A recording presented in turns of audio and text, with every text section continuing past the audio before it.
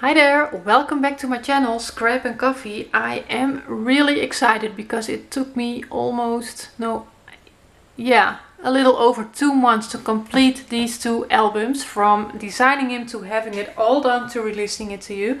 That was due to circumstances, but here we are. I'm excited to share with you the 2-for-1 volume 2 album. So I have a volume 1 in my Etsy shop already. I have project shares for that on my channel, and I will put links to those down below in the description box, and I will also have a link towards the listing for this tutorial. So you buy one tutorial and you get both albums in the tutorial. They have the same design principles, but one is for the portrait style, one is for the landscape style. The first volume was a really big hit, so I did a second volume, and I can tell you there will be a third volume as well, and everything in between the 3 volumes is interchangeable with each other. So you can do the cover for volume 1 with the pages from volume 2. You can combine pages from the different volumes. I think it's really fun. If you have volume 1 already, it will be really fun to have volume 2 as well. And what I did to celebrate the final release for this is I have a 20% discount in my Etsy shop right now, and that will last until Sunday. So if you want to have it, or you want to have volume 1 and 2, maybe this is the time to go check it out. So all the links are down below in the description box, and in today's video I am going to show you the portrait style album. So I will have a separate video for the landscape one that will be coming out tomorrow, so you won't have to wait long for it, but it's a separate video. So let's go to the portrait style album. So for this album I've used a paper collection from My Mind's Eye, and it's called Gingham Foundry 2021. And it was love at first sight for me with this paper collection. I just fell in love with all the flower patterns in this collection. It's gorgeous, and it's a really cohesive collection. It combines easy. The matting process is really easy. And if you have problems with matting, that can be really helpful, especially for this album, as you will see in a second. Because this album I've done something with the pages that is quite different for me, because normally I have a lot of designated spaces for photos.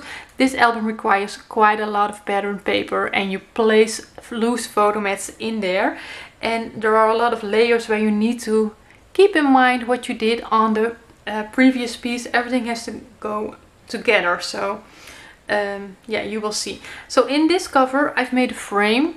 It's optional, of course, you don't have to make that frame, but I've used a cut apart there behind it, and I've used some extra decoration with some animal dots to decorate that a little bit more. And in the tutorial I have a short video where I show you the technique of matting it, where you keep some of the images in the frame. So I tried to show you that in a video, and I didn't really wrap the spine, but I did a faux technique. It's really easy. I just got a strip of pattern paper, the same pattern as on the spine, and placed that on the front and on the back. So on the back I have the same pattern as on the front. Just gorgeous, right? You don't actually need to do anything special with this. Okay, let's open it. So in the front inside cover, just like in volume 1, I wanted to do a little bit of an interactive element. So it's actually pretty easy. But I made a little closure here that's magnetized. Then you can open it, and now I can flip this, and you have spaces. You can do up to 4 photos in here, 4x4 photos. I did 2, and then I could add 1 more here, but I also wanted to show the beautiful pattern paper. So this comes together really quick, and you will see that in the landscape version I did it just a little bit different, but it works just as well. It just opens up from the bottom towards the top, and here I go to the top and then to the bottom. So that's magnetized. And then the pages. So again I have 3 pages. They all have the same design, and I did on all 3 of my belly bands that you see here, pockets, I did the same pattern paper, and I really love that. So this is a windowed acetate window pocket here, where I also have some beautiful pattern paper in that behind that window. And then this is also a belly band that holds some photo mats there in place.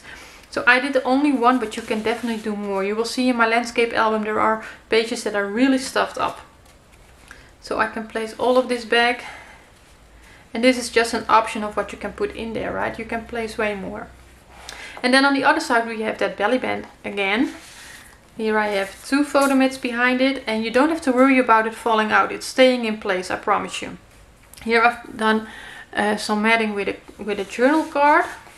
So what I've used is 1 pack of 12 by 12 papers, 1 pack of 6 by 8, and then I had journal cards, I had the animal dots, I had the ephemera, and I had the, I think I had 1 or 2 extra sheets 12 by 12. Then here we have a U-shaped pocket with an acetate window. This card here, journal card from the collection, is what holding this flap in place. So I can open that, and then I have photos there. But again, you can place way more in there than just this one photo. And I can pull this out for another photo opportunity. I didn't do anything on the back because it's going to be a little bit harder to get it in the page. But I think actually you can do it. So that holds all that in place. And then on the back of the page I have some little pieces here to hold this flap closed. You could do a photo here. I just decided not to do it. Open this designated photo area there for a full-size photo. And then I have several things in this little tiny pocket there to keep photos or other stuff that you want to have in there. So close that. And there we go. So second page, same design, right? So I have photo mat behind the belly band. What I did here is made a photo to go in that frame with a little pull tab here.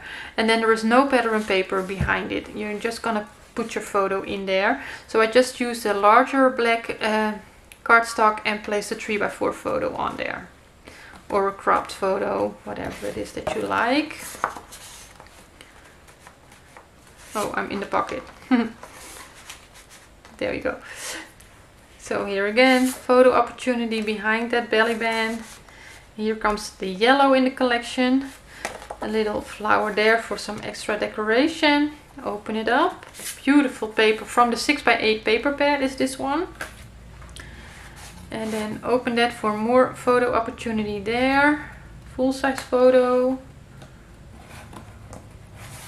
So in this album I really went for a cohesive matting. Not too much, nothing crazy, just have the elements of the page do the work for you. In my landscape one you will see that I went way more bold with the matting. And then on the back side again I've used some cutter parts for the holding that close photos in there. Just love those flower patterns there. And that coordinates with what I have here, right? It's just going over nicely. So again, I did photo opportunity in this pocket because it was just too perfect for that. And this piece is not really attached because I still want to be able to place a photo there. So I have to be a little bit careful with putting it back. And then here, more photo, just some beautiful pattern paper there. Cut apart. So all the photos, almost all the photos you're going to take out, look at them, and all your memories will come back. That's how I see that. How you can just hold it a little bit closer to you and just tell your story, right?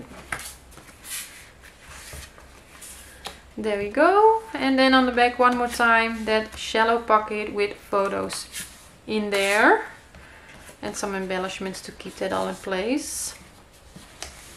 And then on the back side we just have a plain pocket.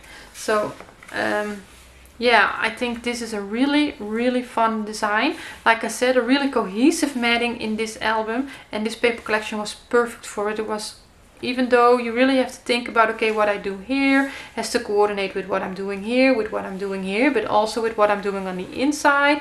So there's a lot of layers, but a collection like this really makes it easy for you. And you will see that I've used a bolder collection on the landscape one, where that was a little bit more difficult, but also gives you more opportunities. So yeah, please also check out the landscape version because that one turned out really awesome as well. And if you're interested in the tutorial, you can find a link towards my Etsy shop down below in the description box. So for now, thank you for watching, and I hope to see you in the landscape version video. Bye bye!